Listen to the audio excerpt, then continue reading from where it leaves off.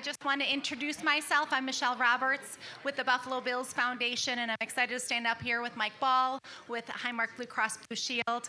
I will just go over some housekeeping things today. If you haven't figured out already, the restrooms are over here to my left, so there will be restrooms available in the club. The food will be out for the duration of the presentation, as well as after, following the presentations today. And also, if anybody's interested in doing a tour and seeing the game day locker room and heading onto the field afterwards, we will have the opportunity. So we'll have one group that goes just after the presentation, and then we'll wait another 10-15 minutes. So if people want to stay and ask questions or mingle for a little bit longer, you'll have an opportunity. We'll do at least 2 or 3 groups. So we'll do one immediately after the presentations and the question and answers. We'll do a second one, and if there's also interest from any stragglers, we'll also do a third one. So keep that in mind. An optional thing that we'll do an announcement for after. So thank you for coming. We're so honored to be a part of this today. And I'll hand it over to Mike Ball. Thanks, Michelle. Good morning. How's everybody doing? Good. Welcome to Highmark Stadium. It's great to have everybody here. I'm Mike Ball. I'm the Vice President for Community Affairs at Highmark Blue Cross Blue Shield of Western New York. It's really great to see everybody assembled here today, not only to help us celebrate this really important milestone, but also, I think, to demonstrate our shared commitment to a more equitable and resilient food system in our region. As a health plan, obviously, we recognize the impact that food insecurity has on our individual health. We recognize the impact it has on our healthcare system and on our regional economy, which is why at Highmark we're investing really significantly in addressing food insecurity. And we also recognize that it's a key social determinant of health. So just like safe housing, reliable transportation, a good job, and a good education, it's important that we address food access and, more importantly, access to nutritious food. So we're really proud to be a part of this here today. We're really proud to see so many of our partners in the audience. It's because of you that we're going to be able to implement this plan together, and we're really proud to be in your company.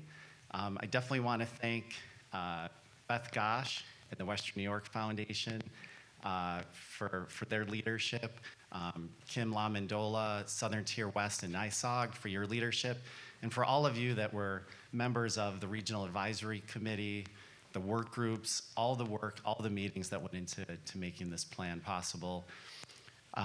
Definitely want to thank Michelle Roberts and the Buffalo Bills Foundation for co-hosting this with us today. As you can see, our relationship with the Bills extends well beyond naming rights and into improving the communities that we all call home. And then lastly, I just want to thank the Community Foundation for Greater Buffalo and my fellow Moving Forward Together funders, many of whom are in this room today, for making the resources available for this planning exercise. I really look forward to the conversation today. I look forward to our collective action in moving the plan forward. And of course, go Bills. And with that, I'm going to hand it over to Beth Gosh.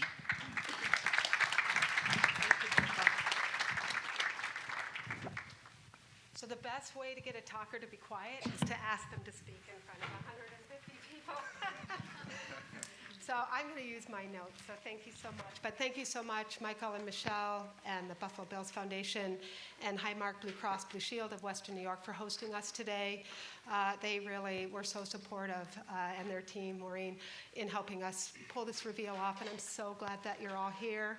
And welcome to each and every one of you. This is a culmination of a lot of work over the last 2 years of assessing and formulating and planning with hundreds of stakeholders across the region, dedicated and passionate in the food system work.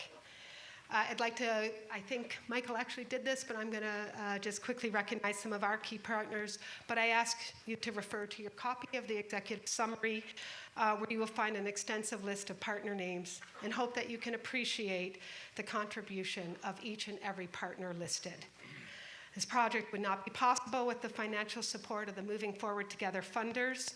Moving Forward Together is the initiative of the Western New York COVID-19 Community Response Fund and is supported by the Community Foundation for Greater Buffalo, First Niagara Foundation, Health Foundation of Western and Central New York, Highmark Blue Cross Blue Shield of Western New York, James H. Cummings Foundation, John R. O'Shea Foundation, M&T Foundation, Ralph C. Wilson Jr. Foundation, and the Western New York Foundation. So thank you very much. We are so grateful to the leadership and fiscal sponsorship of the Southern Tier West Development Foundation, specifically Kimberly Lay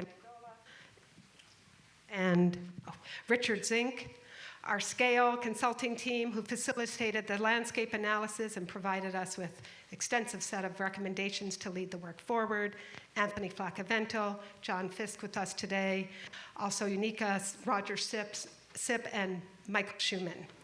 I want to express our deep gratitude to the Martin Group, specifically Fadia Hassan for generously underwriting the final edits and copy of the executive summary, and the more extensive full report that you can find online at the Food Future WNY website. And to the myriad food system representatives from across the region who have generously offered support and feedback along the way. The scale consultants were supported by a group of talented work group conveners, a really amazing regional advisory council, and just as amazing, the working group members. We owe a great debt of gratitude to all of you, and I thank each and every one of you. We can also appreciate the importance of analysis and data sharing, informing decisions, good decisions, and evaluating the efficacy of these large sorts of projects. And for this, I wish to thank both doctors Samina Raja and Emmanuel Frimpong Boama from SUNY's Buffalo Food Systems Planning and Healthy Community Lab, for the great work on the regional mapping project and the social network analysis that you'll be hearing about shortly.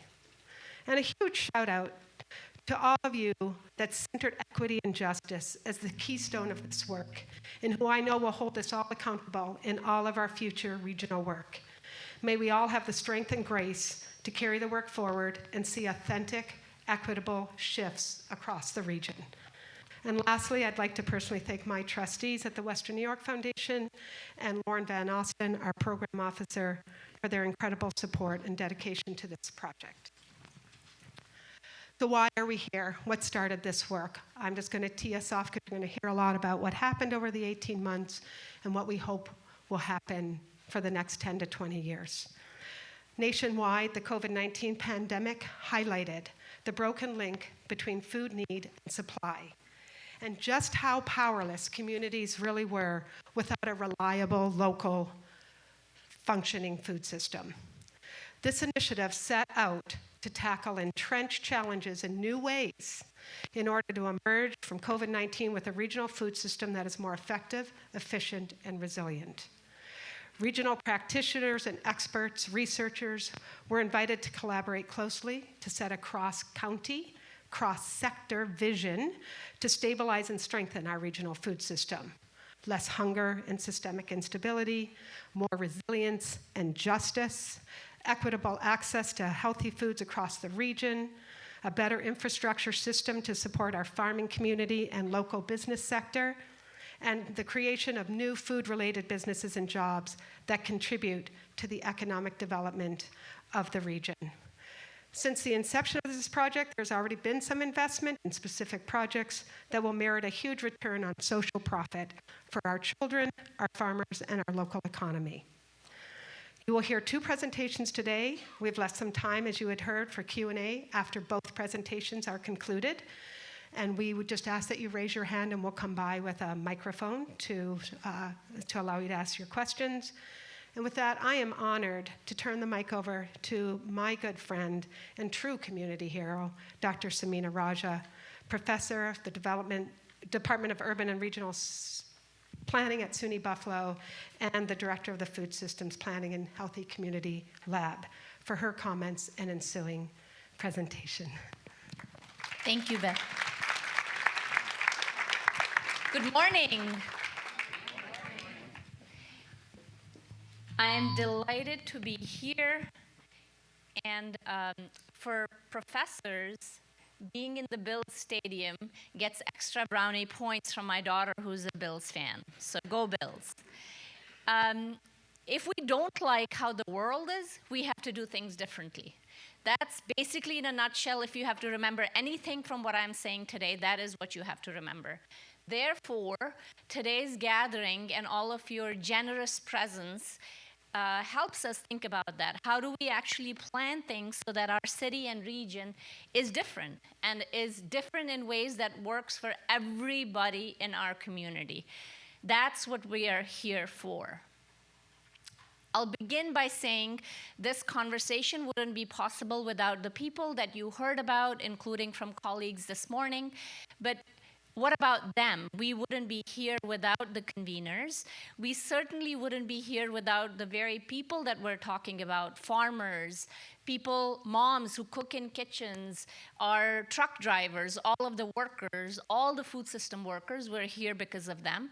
And then, of course, Buffalo Bills Foundation, and I have to get the name right, Highmark Blue Cross, for supporting us here. Thank you all for doing this. A little bit of quick note about who I am and who is with me. I am part of this lab. And so I bring that up to say that I am a Buffalonian, but I'm also an outsider. We work collectively, both in Buffalo, but also in other parts of the world. We work with the UN, we work with country governments, local governments elsewhere. So even though I'm a Bills fan and a Buffalo fan, believe me, I come to this from a place of distance. My colleagues, Dr. Emmanuel Frimpong Boama, who's in my department, and Dr. Oliver Kennedy, who's a computer scientist, is also here.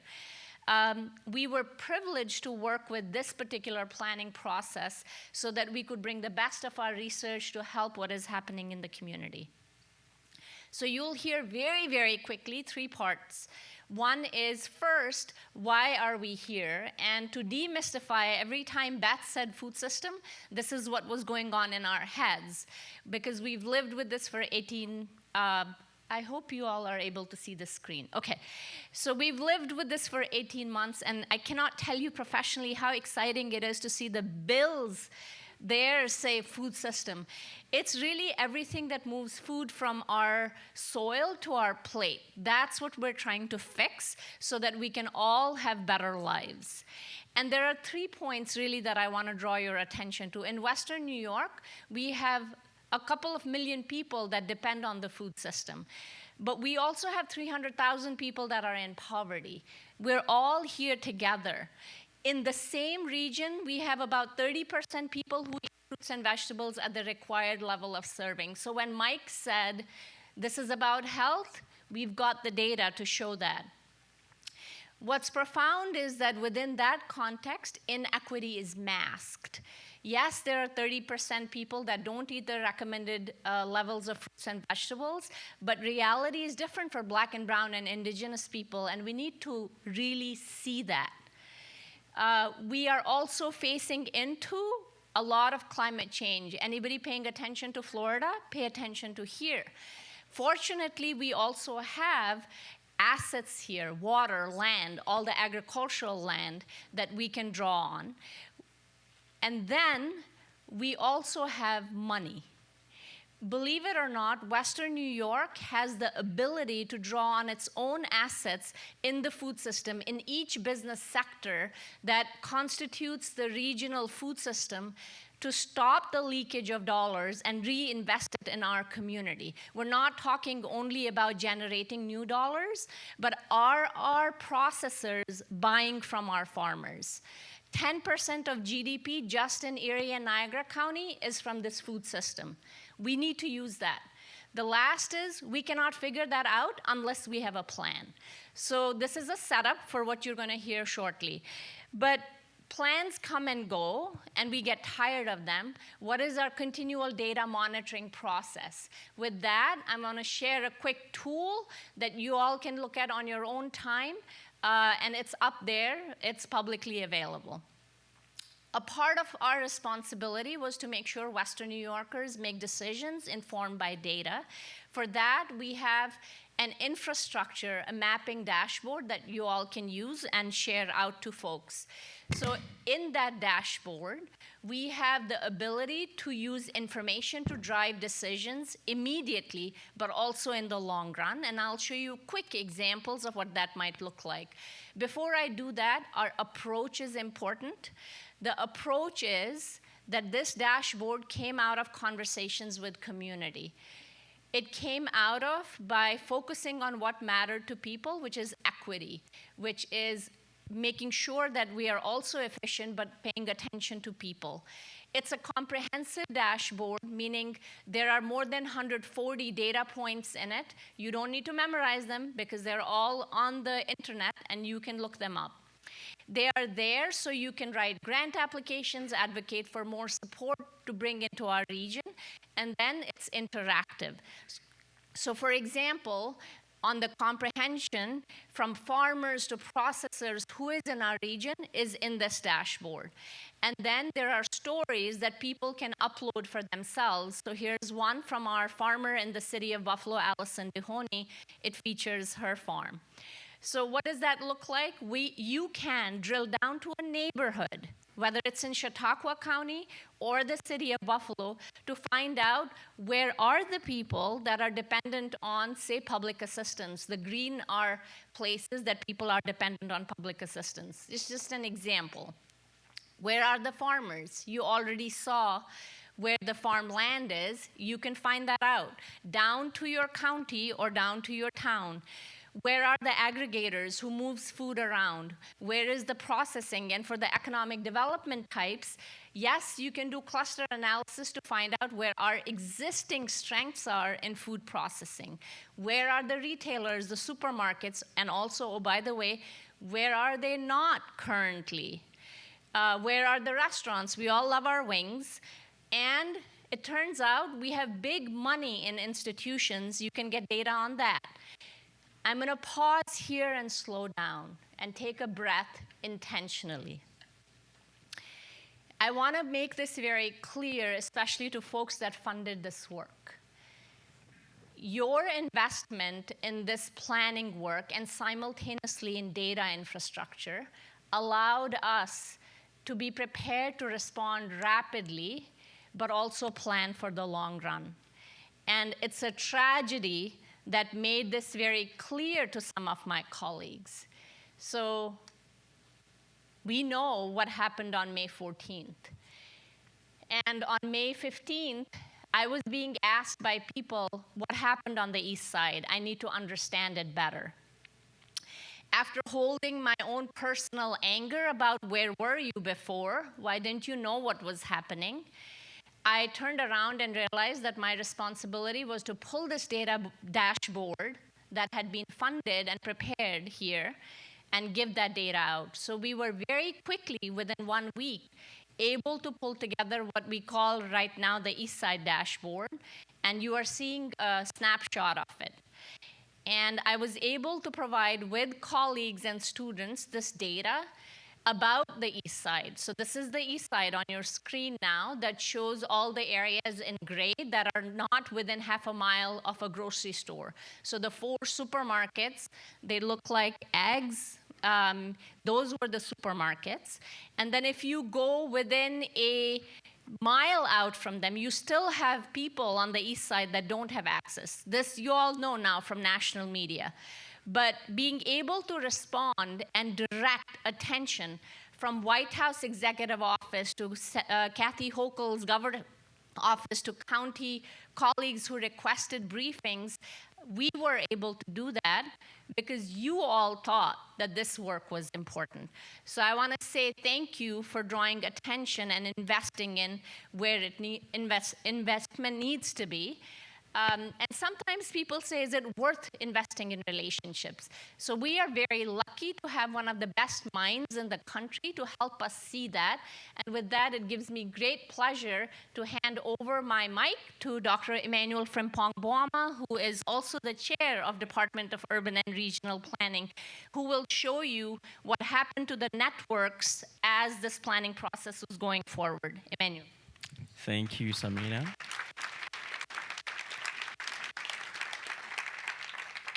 So in the interest of time, I'll fly through some of these presentations, but we already have a report, so I'm more than happy to share more insight into some of these analyses. But what we say, I'll begin this conversation with by saying that this entire 18-month process was grounded in community relationships. And so what we really understood was that there was an opportunity for us to learn about how these relationships were playing out at the table throughout this 18-month process. What were the levels of trust and shared belief systems that actors or individuals at the table had for each other? And then lastly, what were some of the general perceptions that the individuals who were part of this collaborative process had for each other? Again, we undertook this sort of extensive data collection exercise grounded in what we call the social network analysis, having different kinds of questions that were sent out to the individuals who were at the table. Now, in the interest of time and also to be more specific, there were three main different kinds of actors or group of individuals that were present at the table. The first one is what we call the Regional Advisory Council, which you already heard about. These were individuals who were part of the process, and they met quite frequently in trying to think through the process and in sharing ideas about the process. Then the second group is what we call the Data Advisory Council. So all the wonderful dashboard that you saw over here were part of this group of people who were advising us who are advising us as part of this entire data dashboard process. And then the last group of people is what we call the working groups. So some members of the Regional Advisory Council were also part of the working groups, but also the working groups were made up of these small entities that also included some community members. So these were the groups of people that the survey was sent to. Now again, I'm going to quickly share some of the insight that we had from this. So the first insight is that part of the survey asked some of these individuals to tell us who are the individuals that they share information with, they share resources with, that they communicate with when it comes to food systems issues in Western New York. So the complex diagram you see over here is the relationship of the individuals that responded to the survey. Now, what it showed us is that this network of people were made up of this small, closely knit, dense network of individuals who really cared about the food system. Now, a very practical way of explaining this is that when you take the social circles of two people who were part of this collaborative process, there was a high probability that the members of their social circles also knew each other. In network analysis, this is what we call a small world. So this entire Western New York system of food collaborative process was made up of a small network or small world network. A small world network has so many advantages, but it also has disadvantages, and some of them we talked about in the report that we submitted. Again, the other thing that we saw was that those who responded to the survey, many of them were working in communities across all the 9-county region, even though majority were working within the Erie County area. Now, in a network analysis, one of the things we want to look out for, especially when it comes to a small world network, is who are the central actors within this network. These central actors are very important in such a collaborative process. What they do is that they serve as bridges.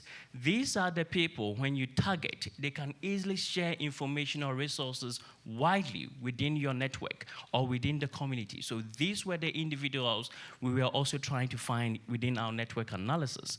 What we found was that these individuals were also mostly made up of people who were part of the markets and buyers and financing and investing working groups that I talked about. Again, it's not too surprising, right? Because when we think of market and buying, these are people who connect the consumers to the growers. So it wasn't too surprising that these were individuals who were also serving as bridges within this entire collaborative planning process. Now we try understanding some of the levels of trust or initial levels of trust, shared belief system that these actors or individuals had for each other. So we realized that within this entire network, trust was really high on an average. That is between a scale of 1 to 5, 5 being high. Many of these individuals had very high trusting relationships with each other.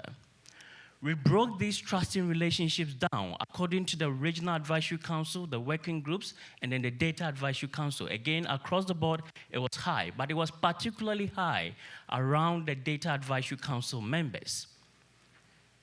Now, in terms of shared belief and vision, we also saw that this was even way higher or much higher than even trust. These are individuals who believed or had a very similar belief about the vision and passion of where the food system in Western New York should look like. And many of these individuals who were at the table had this sort of aligned shared belief system.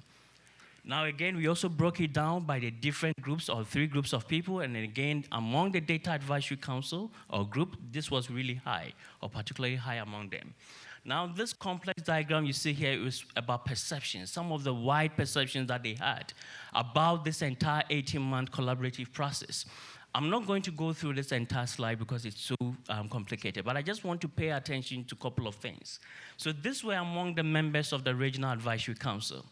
Many of them joined the Regional Advisory Council because they thought this was an opportunity to network. It had so much networking opportunities for them. Again, many of them also joined this because they felt this entire collaborative process gave an opportunity for individuals with diverse voices to be part of this process. This was one of the reasons why they joined this process. Now, we also looked at the perceptions among the working group members. Again, this wasn't too high, but at least it was also at least on an average from 1 to 5. We saw that 3.6 was the highest score among them. And again, this score meant that these individuals who were part of the working groups felt that there was a clear goal and purpose for the working groups that they were a part of. I must say that there were a couple of qualitative responses that we got. One of the qualitative responses that we got was that some members of the working group felt that we could have done more in including the voices of other people that are typically not at the table.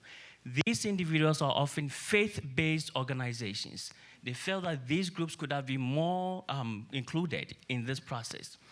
And then lastly, among the Data Advisory Council, we realized that these groups of individuals really felt that there was so much resource and support that was provided as part of this process. And then there were clear goals and then also purpose for the Data Advisory Council. There are so many implications that we draw out from this work, and especially given the fact that we don't want this 18-month process to end here. So how do we learn from this collaborative process for future work around these food systems in Western New York? These are the bigger questions we are trying to answer from this kind of work, and then we'd be more than happy to share this process. This process is ongoing. My colleagues, Samina and then Oliver, are part of this bigger grant to try to understand this kind of processes moving forward. And on that, I'm going to pass on the mic to our wonderful scale group.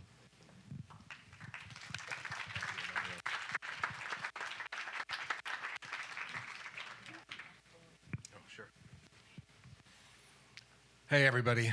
So glad to be here. For those of you that are new to the process, some of whom I'm sure we should have contacted over the last 18 months, we're delighted to have you here with us today. For those of you that were in the trenches with us over the last 18 months, isn't it great that we're at this point? Isn't it great to have the report, the study, the recommendations, the dashboard up and functioning enough that it can build on the work that you're already doing as farmers, as food system businesses, as community activists.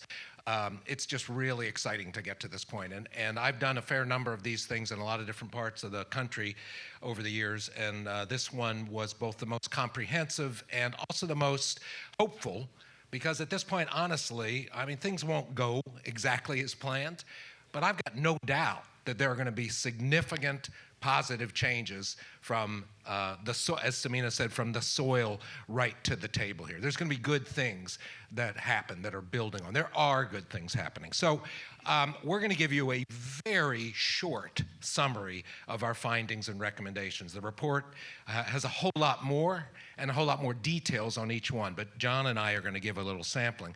I first want to give a shout out to the other members of our team who many of you know couldn't be here today, but Unica Rogers-Sipp and Michael Schumann, who were instrumental in all of this. I was really lucky to be able to bring them and John into this process. And also a shout out to Lauren Van Osten, who just became our absolutely key person in pulling pieces, details together. I told her the other day, thanks for making us look like competent professionals. So Lauren did a great job behind the scenes on all kinds of things. Of course, we've already heard from Beth. We'll soon hear from Kim, who's going to wrap it up with kind of the forward-looking piece. Couldn't have done it without them. We were on the Zoom with them many, many, many times over the last 18 months. Key partners in all of this. So John and I are going to tag team this. As I said, we're just giving you a sampling of what's in the full report, but real quickly, we've already heard from Beth about the origin of all of this, the response to COVID, the recognition that it was a crisis, and that it was not only an immediate crisis of empty shelves and lack of access to food, it's part of a longer-term crisis that, again, is both rural and urban, a crisis. And what was so great about this was that these funders came together to say, we're not just going to deal with the crisis piece. We're going to look at how we make long-term changes that preclude or minimize crises in the future. So it was really very exciting to have that, this commitment towards actual action towards a just, equitable, and resilient food system. From the outset, and I'll say we failed in a number of ways, no doubt about it, but we did, I think, a decent job in prioritizing these things, these JEDI principles, justice, equity, diversity, and inclusion, both in who was at the table in the Regional Advisory Council and the advisory groups and the folks we visited on our site visits, but also in how we tried to structure a process. So that was central. Ensuring that farmers had a real voice in all this. Farmers, more often than not, are kind of on the periphery when food system studies happen, when food system recommendations are built. And we worked hard to make sure that farmers, from urban farmers in Buffalo and Rochester to dairy farmers to producers to meat folks throughout the system, had a real voice in this, and I hope we succeeded with that. We had this balance between, we didn't want to deal with Band-Aids, so we really wanted to look at what are the systemic, the structural challenges and issues, and what are the systemic and structural responses. And at the same time, what can we do now? What concrete, specific, short-term things can we do that will really move the ball down the field?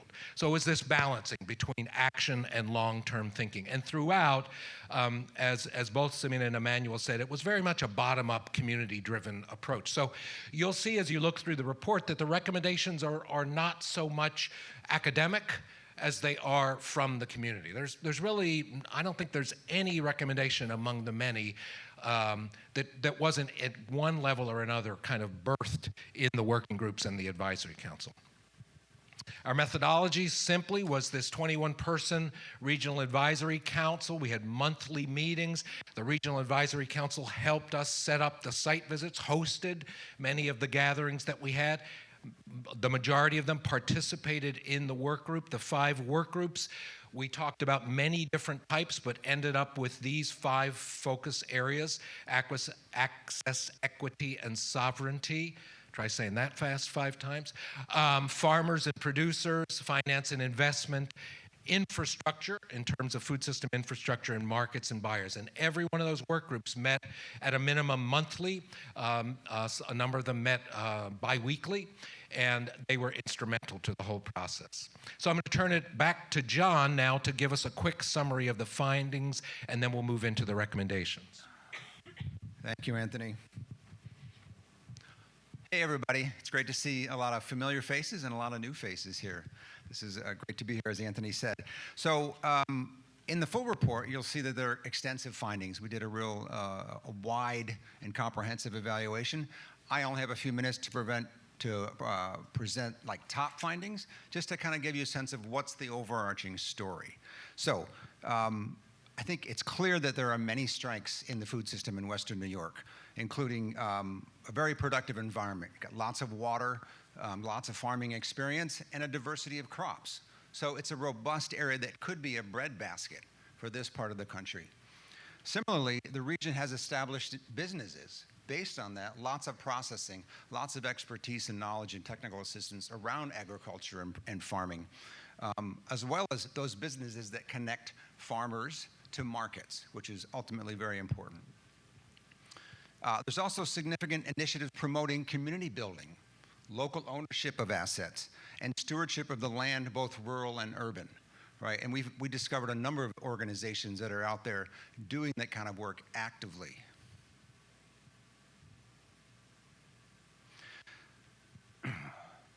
We did find that access to capital by small and mid-sized farms and businesses was difficult.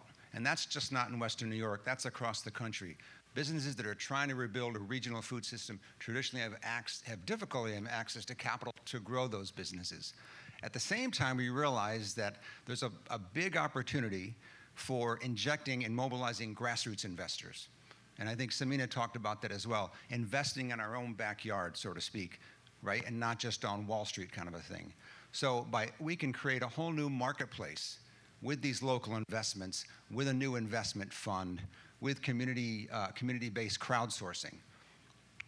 At the same time, New York State as a whole has very strong regional food systems policy, right? I think it's one of the only states in the country, maybe California and Michigan, that have similar levels of investment in state policy using procurement in general. For example, Nourish New York is a program, right, that allows food banks and others to purchase local product and get it to their clients across the state. Similarly, the 30% initiative allows public schools, offsets the cost of providing local food. And these investments are really critical because what do? They increase the scale of the market. And what does that do? It helps develop the infrastructure we need, farm to distribution, to processing, to delivery, and even in the schools and that type of processing capacity that allows to develop these regional food value chains, right? That's critically important. Okay, those were kind of the high level, here's what's great. Here's a couple of high level, here are the challenges, okay? So while farm sales have been rising for most small and mid-sized farms in the region, profitability itself is still elusive. Small farms, mid-sized farms, businesses at this level are challenged, especially by recent times. The increasing cost of land, increasing cost of labor, increasing cost of inputs is pushing these businesses and these farms potentially to the point of bankruptcy. We are at a tipping point on this right now. At the same time, beyond the farm, numerous urban neighborhoods, both in Buffalo, Rochester, and beyond, lack access to healthy food. We heard about that, right, already, and we're going to hear more about that. At the same time, in rural communities, those small communities are having difficulty with viability of the community, with the businesses in those communities. So it's not just urban, it's both urban and rural in the landscape in the region that are challenged. On the one hand, Western New York has extensive markets, right? You've got institutions in the area that could be an anchor market. Universities, hospitals, public schools, and more than that. They do vast amounts of procurement around food service. This is an opportunity, right? But at the same time, it's a very large challenge. These are complicated systems. Contracting is extremely complicated. The volumes and the quality and the price point are all making it difficult to do local and regional food systems or values-based procurement into these systems. So on the one hand, it's a great opportunity. On the other hand, it's going to require lots of leadership, long-term investment, and coordination. And finally, we found that collaboration and coordination across this 9-county region has been pretty minimal up until this point, right? You see work going on in Buffalo, you see work going on in Rochester, you see work going in Chautauqua County, but are they really working as a region? Not necessarily. And that started to change with the project. We saw the presentation around the various actors within the project and the positive outcome that comes from that collaboration and the networking and eventually the business connections that'll drive this system. We need more of that. And there was a resounding welcoming of that within, but also a recognition that it hasn't been going on to this point. Back to Anthony. Thanks, John. So as he said, that's just kind of a quick, high-level summary of some of the findings. You can dig in as deeply as you want in the report. So we're going to now wrap up, first myself and then John, with presenting the 6 categories of findings here. And to reiterate, all of these came out of the RAC, the Regional Advisory Council, and the work groups, along with the consultants, and actually a good number of people who were not formally part of the work group, but had input in any of a number of ways. So we're trying to now move the process to the next phase, which is implementation. So starting with farmers. In each of these cases, we have about three or four recommendations as a quick sampling. One of the ones that we heard over and over was that we really, as much as we have some pockets of thriving farmers markets, as much as we have some very dedicated consumers, the reality is that overall there's just not enough local buying.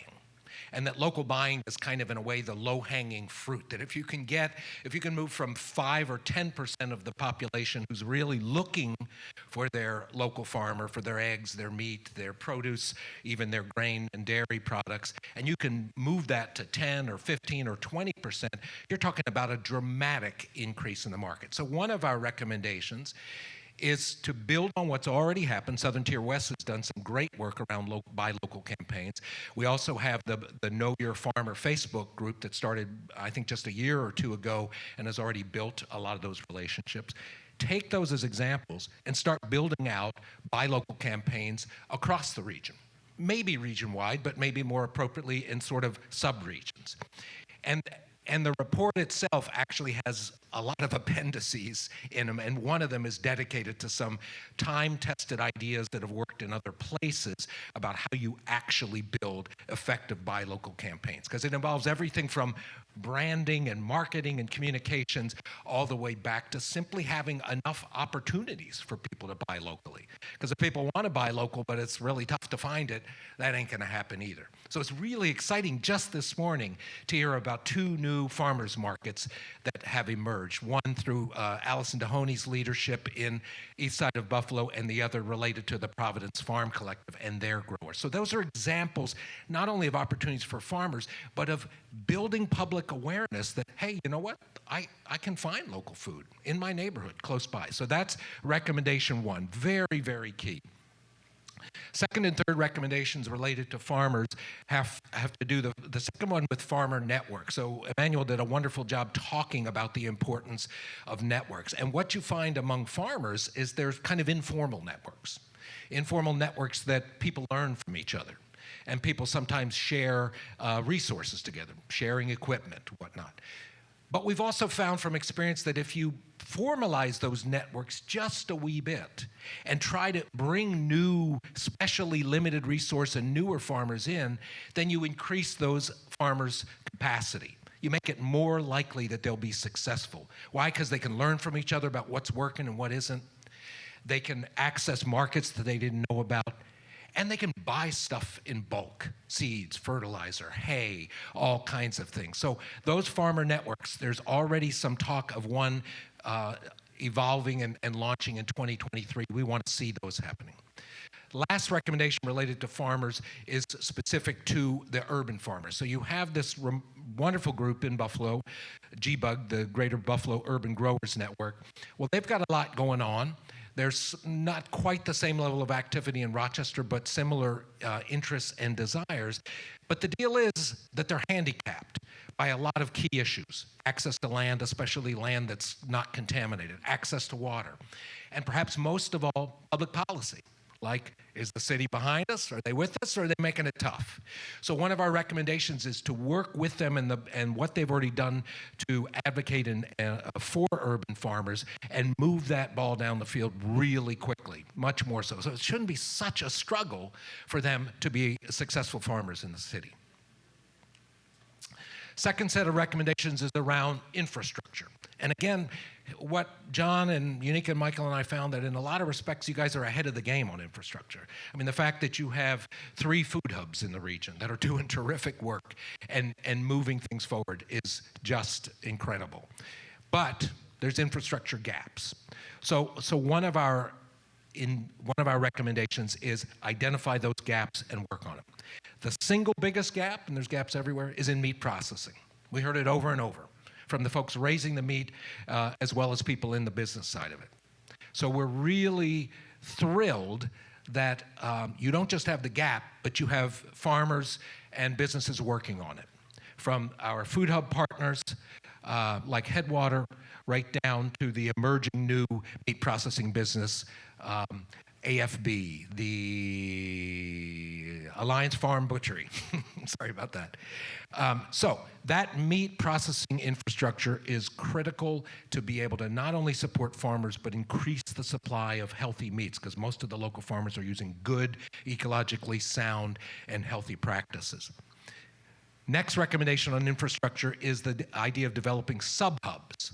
And it's a kind of a complex proposition, and we honestly don't know for sure that it's going to work, but there's a lot of interest and already some effort to develop. And essentially, you can think of a sub-hub as being a small version of a food hub that more locally and directly connects small farmers to some of the existing distributors and food hubs, or in some cases, creates their own distribution network. We have very strong interest in that and see some real potential there.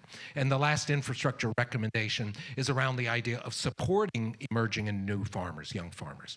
A lot of different ways to do it, but 2 of them that are already on the ground here and have room for growth is incubators that are actually bringing people together. Obviously, Providence Farm Collective is a big part of that. Alex Wright's incubator is a newer incubator that's helping to birth farming among the African American community. And along with incubators, you have the need for apprenticeships. And we're talking here about not so much book learning as about people actually getting on-the-job training with successful existing farmers. Both of those things are here. Both of them have tremendous room and need for growth. My last set of recommendations before I give it back to John is around finance and investment. So 3 of the high-level ones there is, first of all, we think it's critical to create a new regional fund dedicated specifically to food and farm businesses in Western New York. And within that, particularly to underserved people and communities, whether urban or rural.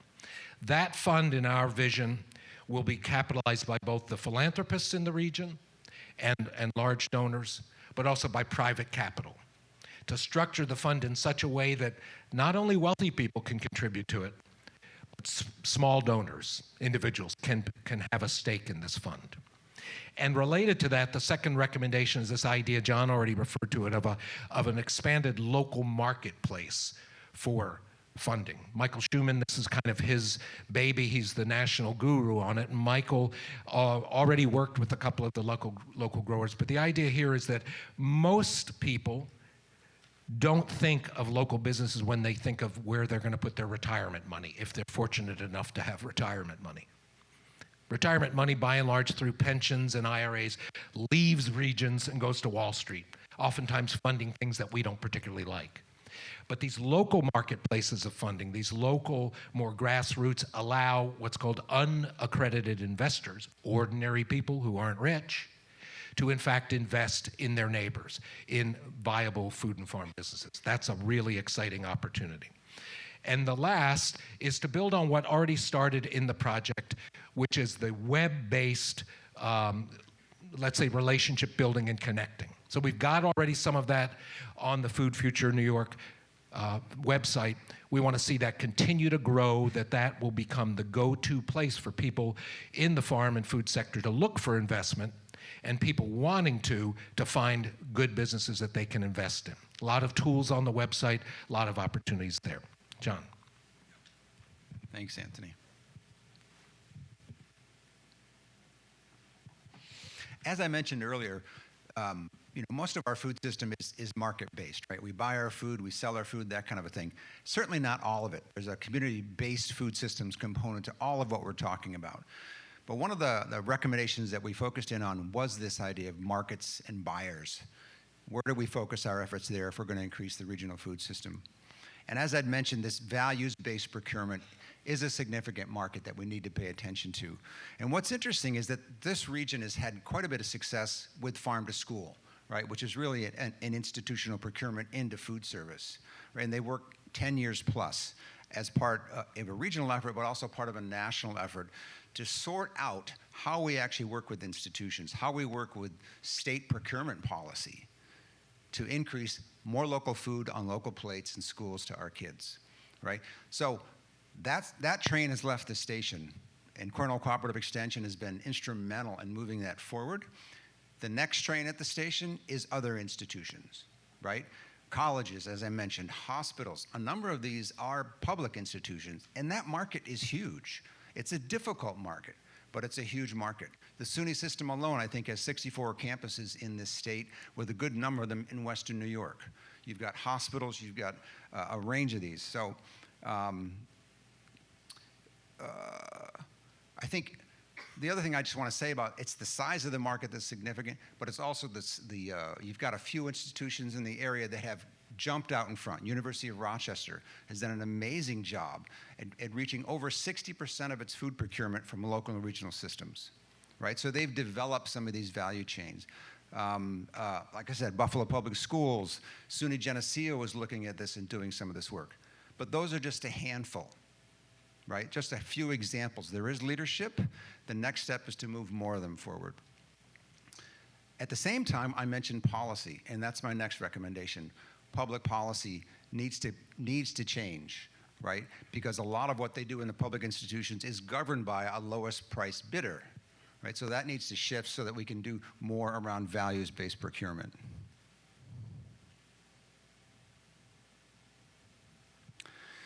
The next recommendation is around moving more towards food sovereignty and equitable access to fresh and healthy local produced foods through alternative retail options. I mean, I think we all know that it's been challenging to establish and keep retail, large supermarkets in urban and rural areas, right? Those are not the preferred markets for those folks. So what do? We've got to do something different.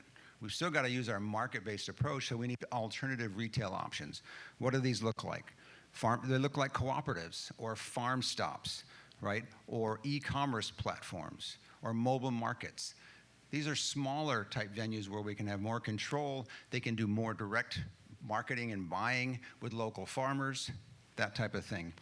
These are also opportunities and business opportunities for job and ownership opportunities for residents in those communities, right? And so at the same time, we're getting food to people, we're also creating income.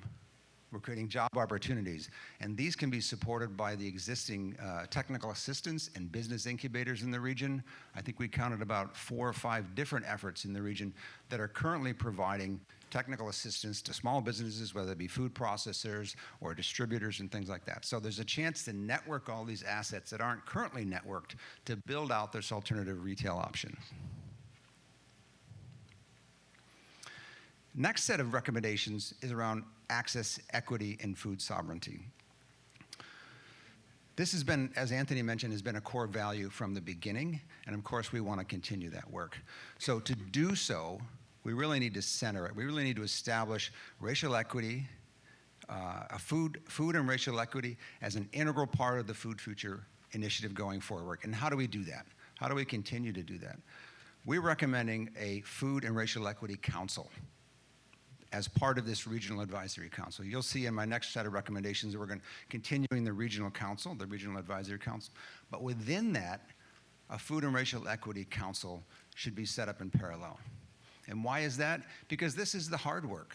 And we need to have a constant presence and a constant voice reminding us that this is a priority and this is how we go about it. Okay? We also need, in terms of access, equity, and sovereignty, and continuing this work beyond the regional council, we want to increase the number of people with access to land and control over productive land. Right? Having that control, having that access supports food sovereignty, supports control of your food system. If people are only buying product at stores and don't have access to the means of production when they want it, whether it be gardens, something as simple as gardens, or whether it be a small farm or a collective farm, this is part of that environment that we want to start to build that provides a more resilient and a healthier food system. Things like land trusts that allow access to land, that makes it affordable.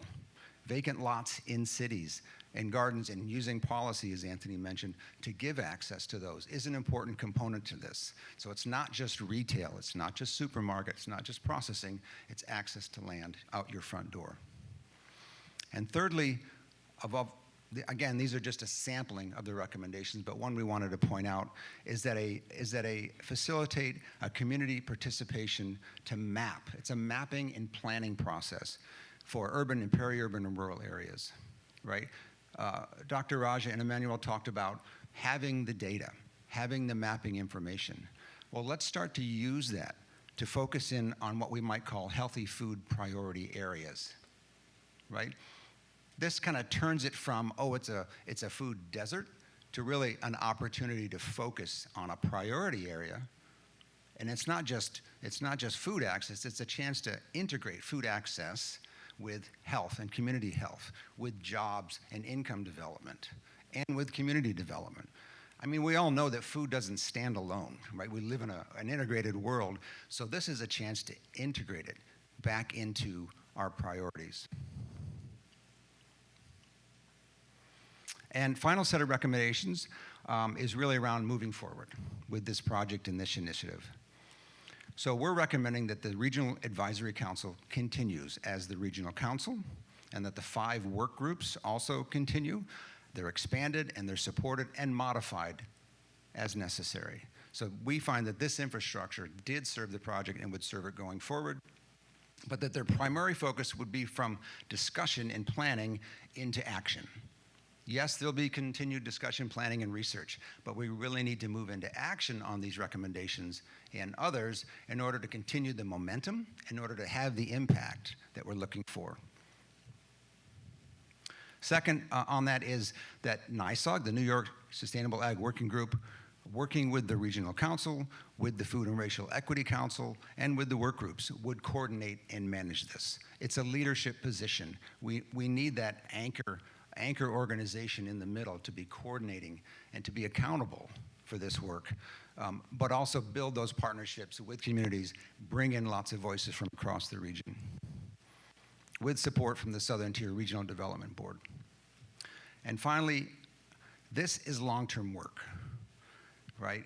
We're going to need continued effort over a longer period of time to build the relationships, to continue to engage voices, and to implement. And so we're recommending that sufficient support should be provided over a 10-year period, right, that allows this to really develop an anchor and express its success. So with that, I think we're going to take questions and answers and invite Samina and Emmanuel back up front.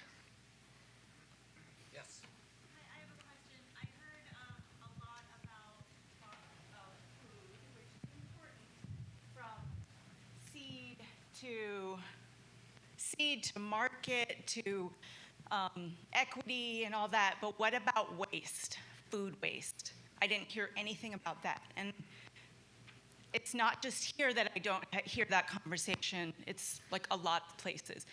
And I'm talking about like the food that's thrown away. I'm also talking about the packaging.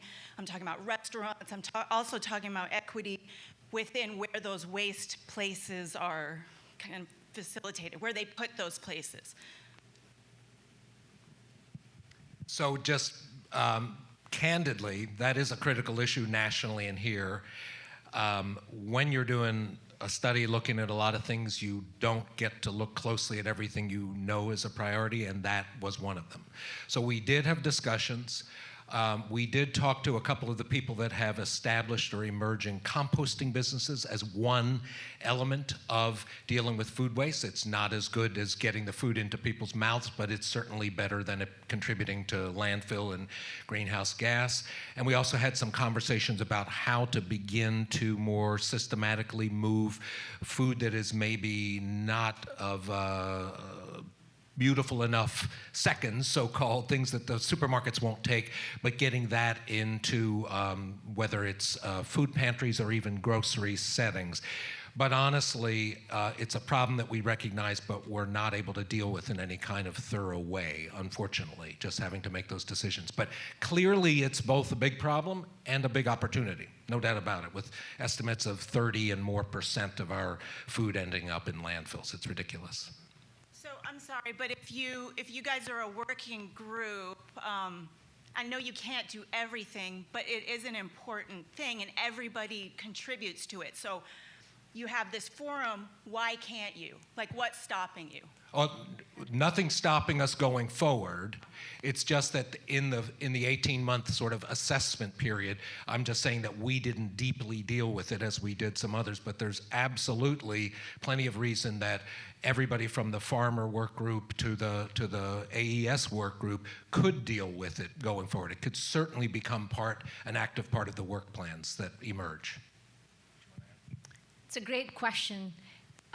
It didn't happen in the report, but rest assured that it got discussed, and there's the proof. So I agree with you.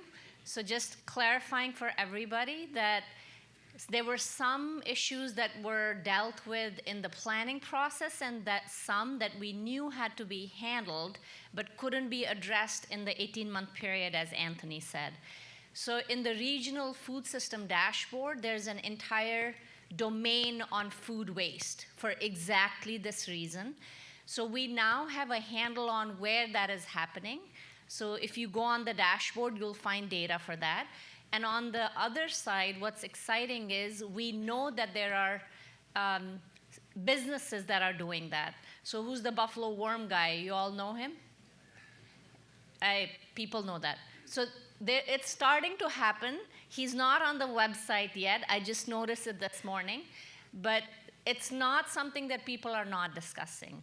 And it's not something that we as an initiative ignored. It's just that in the report that the consultants did, people prioritize some items. That is coming next. You might be leading a work group. We got another question here. Thank you. Thank you. Get a mic over here, but it's coming to you. Yep. Hi, thank you. This has been fascinating. I appreciate all the sponsors, all the work groups, all the work that's gone into it. My concern with winter is coming.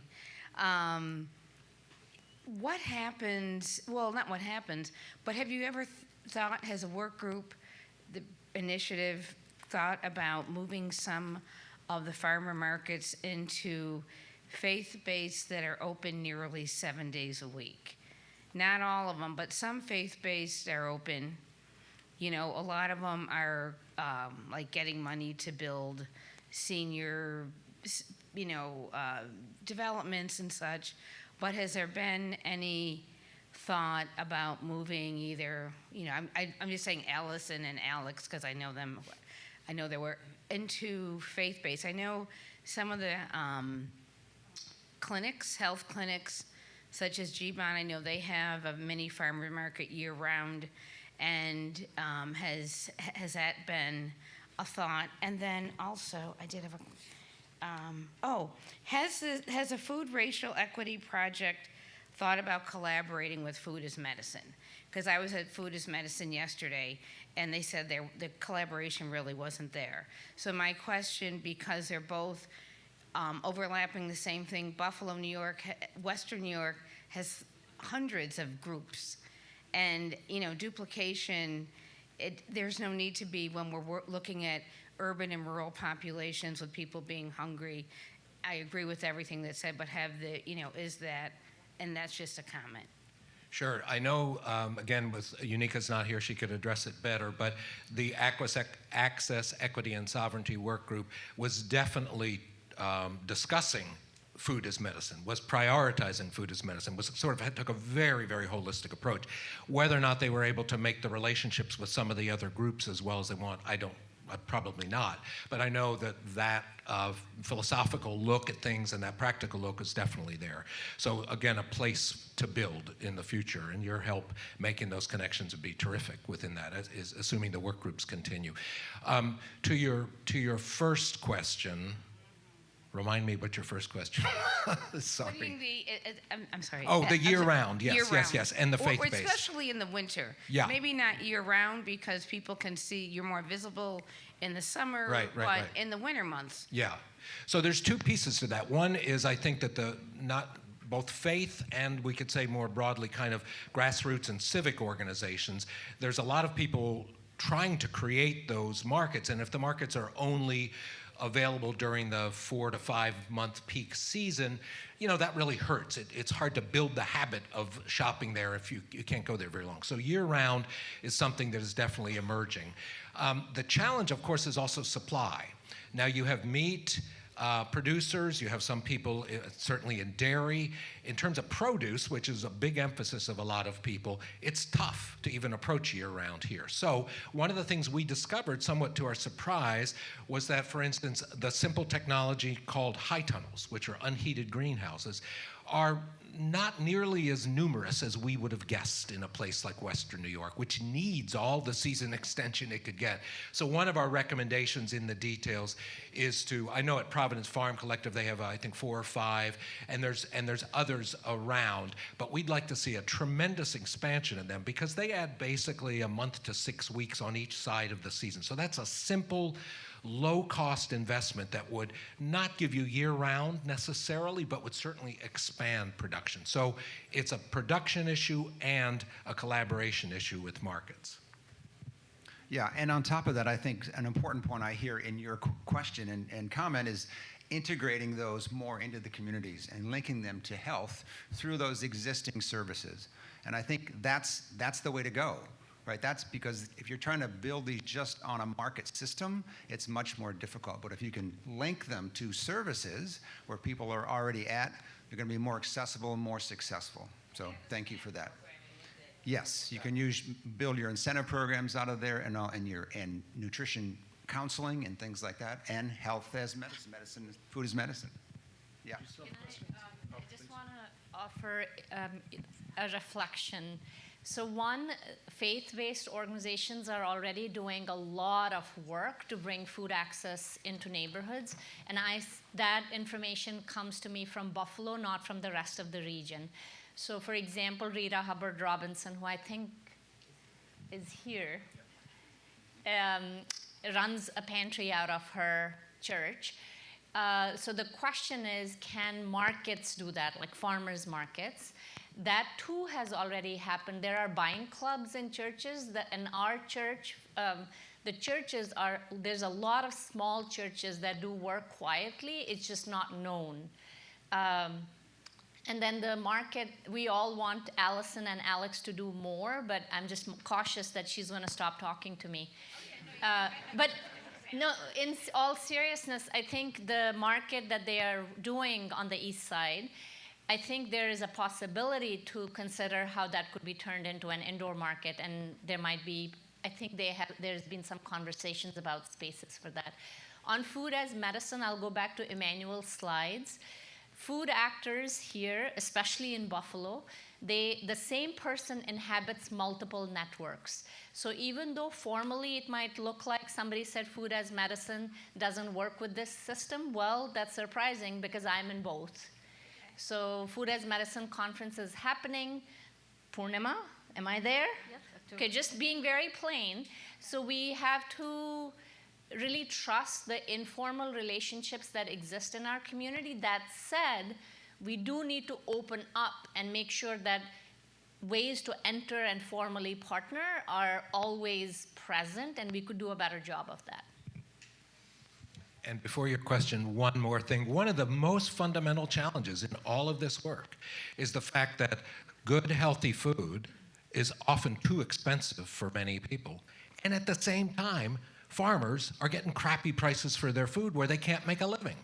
That is so fundamental. So here's the opportunity. This has been the reality for the whole history of this local food movement. But right now, we have double bucks programs emerging all over the place where people's food stamps budgets are doubled. That's an opportunity both to eat better and for the farmers to not have to drop their prices even further than they already are, et cetera. There's many of those opportunities now that we didn't have just a few years ago. So we can maybe finally begin to grapple with that challenge. Go ahead, ma'am. Hi, good morning. Thank you so much for all your hard work on this. My name's Karen McMahon. I'm the New York State Assembly member from Amherst. Glad to have you. Yeah, not a super agricultural district, but I actually do have some farms up there.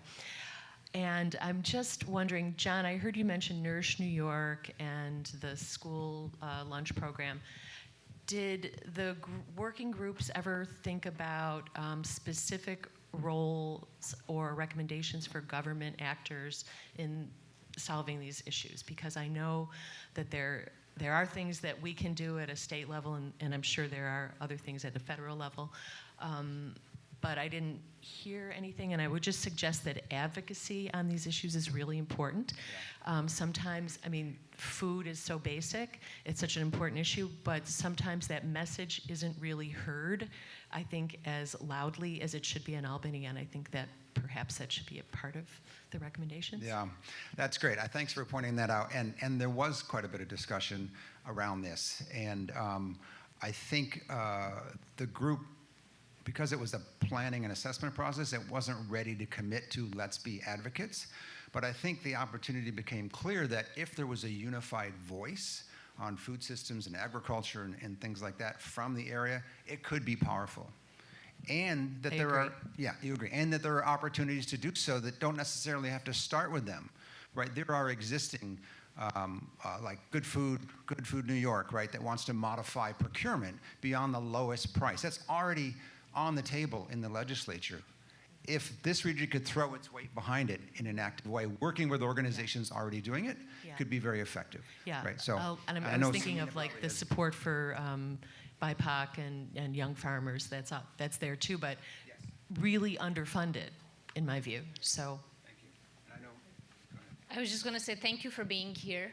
I wonder how many other elected leaders are here. Just checking. Okay, awesome, great, thank you. Thank you for being here. So I just want to clarify that one of the clear actions was to make some policy recommendations and seek support. And the plan is to have a workshop both for local government, which my lab will do, but there are other colleagues who are interested in working with state level legislators and staff. And it would be terrific to have your support. Some of the areas are changing the land assessment codes because taxation is quite a burden, especially in urban and suburban settings. But also lots of other ways to do it. There's a very healthy procurement coalition that would really, I think, benefit from some support from your office. One last thing on that. We had a wonderful workshop. We had both a local policy workshop that Samina's staff led, and then Kathy Young, whom I'm sure you know, the former state senator, led a workshop on state policy and like how do you gain access? Who were the people? You know, it was really spot on, and we had good, strong attendance there. There's definitely in the report has policy recommendations. They emerge primarily from the work groups and what the farmers thought needed to happen, et cetera. But what didn't happen that we hope happens going forward is a group that's focused specifically on advocacy for policy. We tried to get that underway and it didn't quite materialize, but there's clearly both policy ideas and interest in it.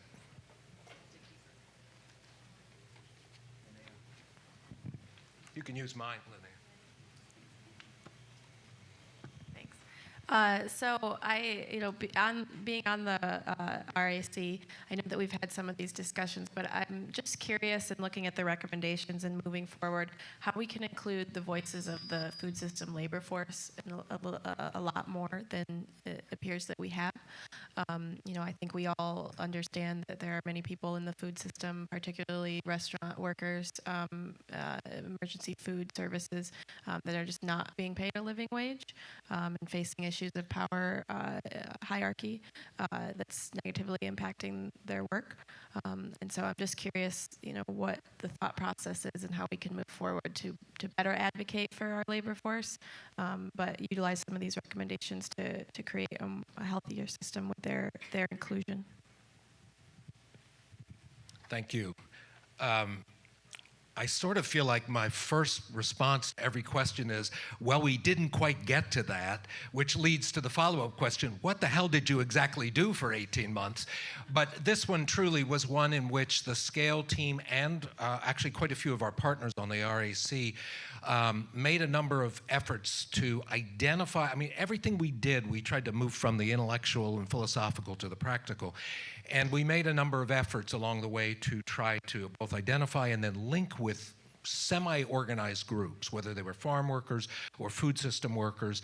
And towards the very end of the project, we finally began to make some connections through not an RAC member, but one of our just community partners, but honestly struggled to do that.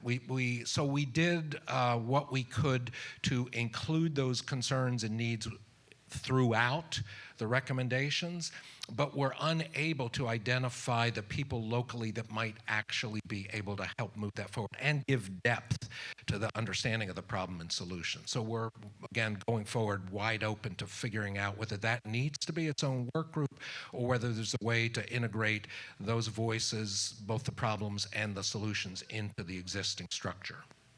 I don't know, John, did you want to add anything to that?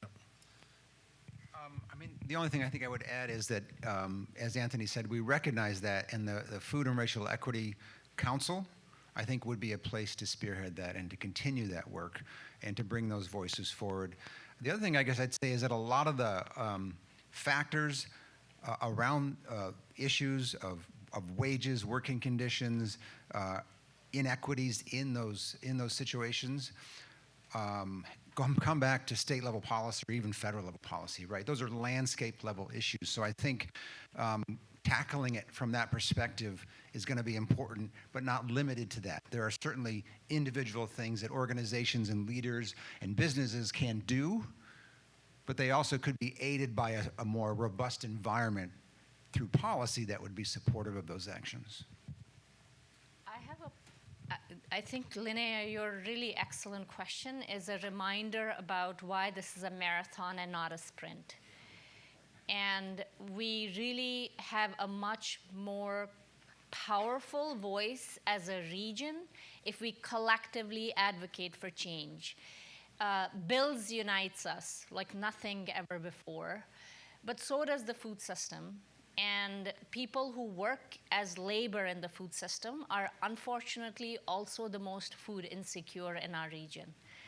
So we cannot abandon this question that you are asking, but I think in this case, Scale team had to do the assessment, and we came up with, we all collectively came up with a set of priorities, but the question is this it? And the answer is no. Miss Della is here somewhere. She spent 30, 40 years investing in food system work. This is not a short game. This is not a fly-in, fly-out game. We have to stick to it for real change. Do we have time for one more question? Yeah, I think there's one more. Okay. Elias? And those of you doing this work might say it's not a marathon, it's a whole bunch of sprints going on at the same time. It feels that way. I was a member of the work group, and I just appreciate being a part of it. I'm honored to be able to contribute to the data, and just seeing it on screen, it's beautiful. So thank you for that. Also, to the elected officials here, I'm a member of the Food Policy Council, and I'm sort of low on the totem pole, but I just kind of want to make them aware that there is something called the Buffalo Erie Food Policy Council, and where I'm sort of probably talking out of turn, but we desperately need politicians to kind of be in contact with them and for us to move policies forward, because we do have a lot of data, we have a lot of information, we have a lot of knowledge. Ms. Della is one of the food policy members, I think Joe Kurtz, somewhere around here. But if you are involved in policy making or politicians, please come see one of us or Antonina Simonetti. We all need the politicians helping to move policy forward. But I just sort of want to make everyone aware that it did exist and we're making moves. So thank you. Thank you, Elias, and that's great. The networking continues right on through the present moment. So we're going to wrap up with Kim Lamandola, who's going to talk a little bit about their role and how we move this from talking to action. All right. Thank you, everybody. And I think Anthony, John, Samina, and Emmanuel may be around for just a little bit afterwards. If you have any questions, again, we've got contact if you'd like to make outreach by email. And then again, the offer is for convening for a behind-the-scenes tour a little bit here at the stadium afterwards. So thank you. So moving forward. So the dashboard that was referenced and the full report as well as the executive summary are available today on a website called foodfuturewny.org. www.foodfuture. Why do we say www? That's so. foodfuturewny.org. There's a QR code on your print piece. Snap it, and it will take you right to the website. Again, the dashboard is newly launched. As Samina referenced, there are some data points and sets that still have yet to be uploaded. I believe there's a way to access and input some information and communicate to the folks at UB who are maintaining this. So moving forward, right, where do we go from here? As the SCALE team and as the work with the Regional Advisory Council and the issue-focused work groups led to the comprehensive set of recommendations, that we are moving forward together with the recommendation that NYSOG, New York Sustainable Agriculture Working Group, provide the place of coordination and facilitation. And we're really looking forward for this opportunity. And I really want to go back to what Michael said. Why? It's about health, right? The food system is the health of our land. It's the health of our communities. It's the health of our people, the children, our economy, our resiliency, and it is the measure also of our equity and ownership in the food system. One of the interviews that we did prior to starting, and it was an excellent question, is why did it take so long to get to this point? I mean, think about that. I think we all have to reflect on that. And my answer is we've not been in a void. We've had excellent neighborhood, community, county, city level activities to look at the gaps in the food system and to respond with strategies that would sustain and advance. But that's just a microcosm of the bigger, and not the problem, the bigger opportunity. And as Samina has referenced and as Emmanuel's work demonstrated, once we convene more broadly, we come to the table and realize, the saying, build the bigger table. We are all at this table.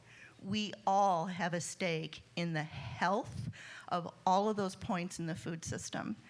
And even though we may seem powerless, if we're talking about a 9-county region, 2.3 million people, and may be unfamiliar where, Albion is in Orleans County and Sherman is in Chautauqua County and all the points in between.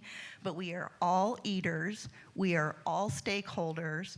We're all beneficiaries of the food system, and we all have a stake in changing it for the better.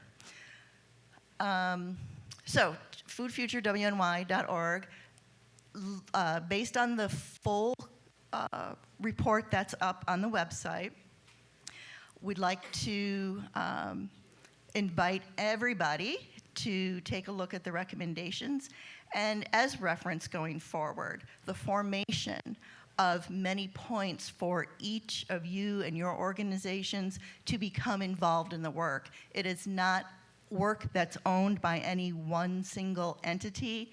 This is only going to happen to get us to the point of a strong, resilient, equitable, and wealth-generating food system by the participation of all. So there's interest, if you have an interest on jumping onto an issue-focused working group, the regional council group, as well as the Food and Racial Equity Council, I believe we're calling it council, that will really set the guiding tone across all of the work and keep us audited for assuring that we do move forward equitably and inclusively. Reach out to us. You can find us at foodfuturewny.org. Is there another slide, Lauren, that has the, I thought we had our contact information. I think we're in the, yep, okay, the end of show. I think our contact information is in the, on the website. Okay, on the website. So, I just want to thank everybody for being here. Assemblymember McMahon, you made me smile from ear to ear. And I think we're at a really good point to be stronger moving forward together. Any last minute questions? No? Okay. Thank you all for being here. We appreciate it, and we look forward to connecting with you.